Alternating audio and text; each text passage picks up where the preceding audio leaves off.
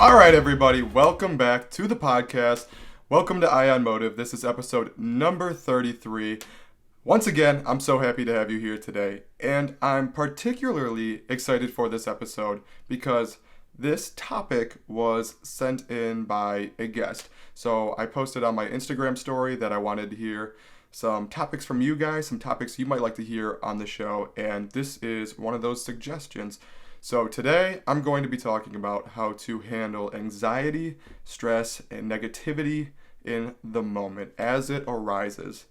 But I'll be completely honest with you, I'm not particularly knowledgeable in this area, and I don't want to BS you guys. I want to give you stuff that actually works.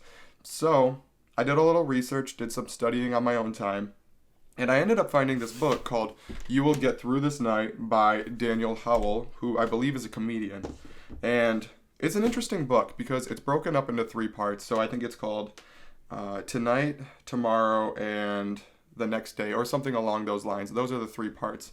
So the first section, the tonight part, is about how to handle problems, the night of, the day of, when they're actually bothering you. So that's the only part I read so far, but I really enjoyed it. And there's a little more at the beginning of the book, a little introduction section that I also really enjoyed. It just lays some really valuable information out about mental health. So I'm going to put this on my reading list. If you're interested in checking this book out, you can use my Amazon affiliate link down below. I've enjoyed it. I'll probably finish the whole thing eventually, but I think there's a lot of good information in this book that you can use. But going back to what I said, I'm not too knowledgeable in this area, so I wanted to make this episode a little bit different. I'm going to be taking some excerpts from this book, some actual steps that you can implement into your life to handle your stress, to handle your anxiety. This is straight from the book. He wrote it with a psychologist, and I know this stuff can help you. So let's just get right into it. Here are a few quotes that I want to share with you to really start this episode. Now, these first couple are from the book, and then I have one that I actually saw about an hour ago that Jordan Peterson posted. That's a bit longer, but I think that's a beautiful excerpt that I would love to share. But first, let's start with these. So these first 2 are from Daniel Howell's book. He says, "Don't settle on mental health problems being a part of who you are. They are challenges you can overcome." And then the next quote is, "If you're struggling, you need to know how to pick yourself up. If you're thriving, you need to understand why and know how to keep yourself there going forward." So I really like those quotes and just wanted to share them with you guys, especially the don't settle on mental health problems being a part of you, who you are. I'm going to touch on that a bit more at the end of this episode. But here's the Jordan Peterson one. It's a bit longer. It was an Instagram post, so stick with me for a minute here. He says, "What do you do if you're afraid and to some degree anxious? You lay out what you're anxious about in detail. Ask yourself, what is it that I'm afraid of that might happen? Next, you deconstruct it into smaller increments, into hypothetically manageable problems, and then you expose yourself gradually to the thing you're afraid of. The effect of this is not that you become less afraid. What happens instead? You become braver, and that's not the same thing. It's not like, well, the world isn't as dangerous as I thought it was, silly me.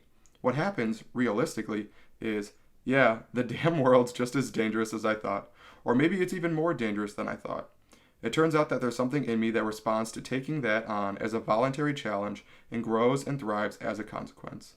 To decide to move forward courageously into the land of the unknown. That's one of the secrets to a good life." I love that. I love a lot of Jordan Peterson's work. You guys already know I talk about his books all the time. But I saw that today and I was so happy because it just fit perfectly with this episode. So now that I've shared those quotes, let's dive into some of these steps that Daniel Howell talks about. I'm going to share some of his strategies that he specifically writes about in this book, and I'm going to try to intertwine my thoughts into it as well, kind of give you the whole key insights thing, the key strategies like I do in most episodes. So the very first strategy is abdominal breathing. Now this is great because it helps calm you down. And I'm going to be completely honest, this is something I don't normally do when I'm anxious or when I'm stressed. But I do it when I'm working out, and I know that it's very helpful in taking in deeper breaths. As opposed to breathing into your lungs, you're going to breathe into your abdomen, and that's going to help calm you down. So the problem is, when we're stressed and anxious, we take short breaths from our chest. And this can cause panic and even more stress. And we don't want that. So you can do some of this abdominal breathing. Now I'm going to take this right from my script because I want to tell you exactly what he says. So he says the very first step is to empty your lungs by breathing out. Step number 2, breathing quietly through the nose for 4 seconds, breathing into your belly. Step number 3, hold the breath for 4 seconds. Step number 4, exhale slowly through your mouth, slightly blowing the air out for around 8 seconds. He says that the reason this works is because it engages your body's natural soothing system. Now, I'm not sure if he's referring to the parasympathetic nervous system, but doing this kind of breathing is going to help calm you down. So I really like this technique. I've been trying to do it more, and I noticed that it does help me when I'm stressed, when I'm panicking, when I feel like things are a bit out of control. This kind of centers me, and I really like that. And the thing that I'm really enjoying about this episode so far is that you guys, as listeners, can come back to any part of this episode and revisit the step you like most. So maybe you really enjoy the abdominal breathing, the only step I've covered so far. Maybe you really think that can help you when you're stressed or when you're anxious. Well, if you forget what you're supposed to do, or if you just need to hear the steps one more time, you can come back and listen at any time. And I think that's pretty cool. But with this being said, let's get to the next step. So strategy number 2, he calls self-soothing.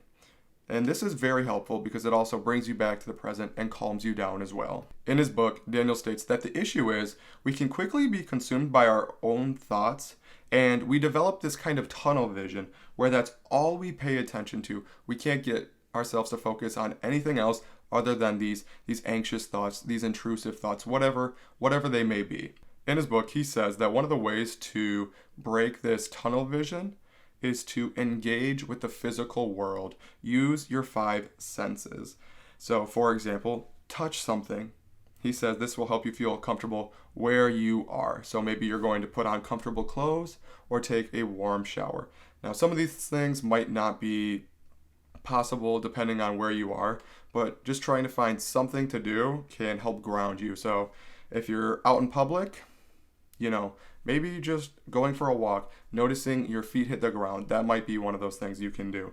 For sight, he said this will help put better images into your mind. So maybe you go look at a sunset or a picture of a puppy or a kitten. That will actually kind of calm you down. Some kind of happy memory. Maybe go look at an old picture on your phone that brings you joy. I know I do that all the time. I'll go back to trips from Hawaii or times I had with friends. I'll look at those pictures and that helps me quite a bit. For hearing, this is another thing that I do all the time. Hearing, if you're listening to something, this can help put you in the mood that you want to be in. So maybe you listen to happy music. I do that all the time. I'll probably say the happiest music that I can suggest is Israel Kamaka Viva Ole. I might have butchered his last name, but he just goes by Izzy, the Hawaiian man who sings Somewhere Over the Rainbow. Listen to his music. That will help you. I promise. That helps me so much. Some other suggestions that I have: listen to The Voice of a Friend, or even better, listen to the Ion Motive podcast. Completely kidding. But if that helps you, do whatever helps. And lastly, for smell and taste too, I just combine these because I think they kind of go hand in hand. So maybe light a candle that reminds you of the woods. I love those candles that smell like forests. Or have a hot cup of tea and sip it slowly. He said, really enjoy it. Take your time with it. Or make some chocolate chip cookies. The smell of those, that might break that vision, that tunnel vision that you have. So that is the second strategy. Find a way to engage your 5 senses, self-soothe. That will help you break some of these intrusive thoughts, help you break that behavior, help you break that thinking pattern that you might be struggling with. The third strategy, again, one I'm not super great with, but definitely should work on, is mindfulness. And this kind of ties in with the first step, ties in with the abdominal breathing a little bit, and I'll show you why. Now, mindfulness is not about stopping thoughts, because that's impossible. Literally, try it right now. Take a few seconds and try to stop thinking at all. Try to block out all thoughts in your head. Right now. Ready, go. Right? It's very, very difficult to do. I don't even know if scientifically it's actually possible. I think it is impossible. I know that when I've tried to do that in the past, I hum in my head. I go, or ah, and I try to block everything out using that noise, and that doesn't do anything. So, it's not about stopping your thoughts. Mindfulness is not about stopping your thoughts. It's about letting thoughts arise, letting them be there, and then letting them go while focusing on your breathing. So this is going to help you distance yourself from your thoughts. You can acknowledge them, but you don't have to indulge in them. You don't have to let them control you. So how do you do this? Again, word for word, straight from the book. He said, focus on your breathing. Whenever your mind wanders or a thought just pops into your head, just acknowledge it without judging or indulging the thought. Gently bring attention back to your breathing. Do this for as long as you like until you feel relaxed and calm. I really like this technique because, again, it's one of those things that you can do anywhere. If you're in school, if it's before a sports game, if you're driving, whatever it is, this is an easy thing that you can do to start calming yourself down, to free yourself from anxiety, from stress. This last strategy is my personal favorite. If you remember that post from Jordan Peterson I just shared with you, he said that the way to handle anxiety, the way to handle stress, is to break it down into small, hypothetical, but manageable problems. When you do that, you can take it one step at a time and start to overcome your anxiety, your fear, your stress. And this is kind of what Daniel talks about in his book. He does so a little bit differently, but at the end of the day, it's really the same thing. So he calls it the anxiety equation. This is awesome. I really love this. So I'm going to make sure that this video, this section of the podcast, is a separate clip on YouTube. If you're listening to this on podcast, I'm about to use a whiteboard to write this down because I think that's going to be a better way to understand it. It might help to get the visual element of this. So I'll make sure to post this whole podcast on YouTube and to post this section specifically, make it a shorter YouTube clip. So let's get it started. How do you deconstruct an overwhelming thought so that you can move forward? Daniel says you use this anxiety equation. So I'm going to write out the equation. The starting point of it is anxiety about an outcome. That's on one side of the equation. And that is equal to, think about it like a division problem, the numerator is the likelihood that it will happen times the awfulness, how bad it could potentially be, how stressful it might be, and that's all divided by or reduced by, in the denominator, coping plus rescue. So again, the anxiety about an outcome is equal to the likelihood that it'll happen times the awfulness if it does happen, divided by coping, how well you would cope if it did happen, plus rescue, how others might respond, how others would support you. So if you want to see, it looks like this. Hopefully this shows up in the video. I'm going to back up a little bit just to get the whole thing. I really, really like this because once you understand what your worry is, once you kind of break it down, you can go through these 4 questions, these 4 different sections, and that will help it feel much more manageable. And when it feels more manageable, you can take steps to start handling that issue, handling that stress, handling that anxiety. So the first part of this, the how likely, is pretty self-explanatory. If you think about the likelihood of it actually happening, a lot of the times our worries, our intrusive thoughts, our fears are not very likely to happen. They're very extreme. So if you start to realize that, then you can start to manage it. But let's say it is. Let's just say it is potentially possible. Well, then let's think about the awfulness. If it was the worst case scenario, how bad would it be? Then we'll go to the denominator with the coping section. How would you handle it? Would you be able to handle it? What could you do to handle it? And then the rescue, what support could I get? How would others help me? And I think with these questions, you can actually write it down. That might help you. I think that's a good way to do it. And once you break it down, it's going to become less intimidating.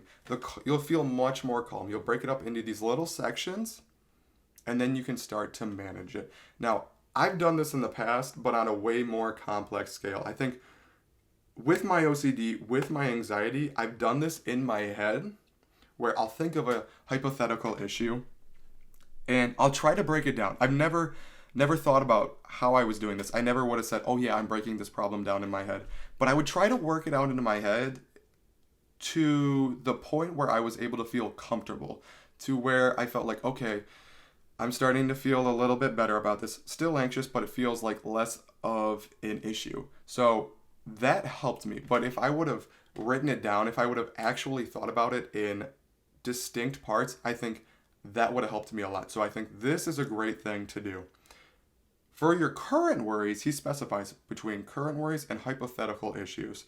So for your current worries, break it down like I just went over, and then solve it. And if you need to, no problem with doing this, ask for help. It is always okay to ask for help. But for hypothetical issues, don't even do this yet. Let it go, right? Easier said than done. Trust me, I know that very, very well, but let it go.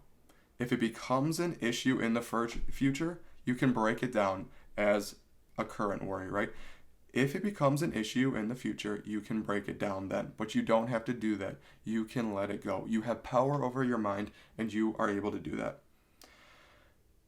And I think once you break it down, if you're still anxious, then you can always go back to the other techniques that we've talked about, the mindfulness, the breathing, the self-soothing. You can always implement those while doing this strategy. But I think this is really helpful. I think this is the highlight of this episode, this anxiety equation. And I want to show it one more time. So again, anxiety about an outcome is equal to the likelihood of it happening times the awfulness, if it did happen, divided by your coping strategies and your rescue, your support system.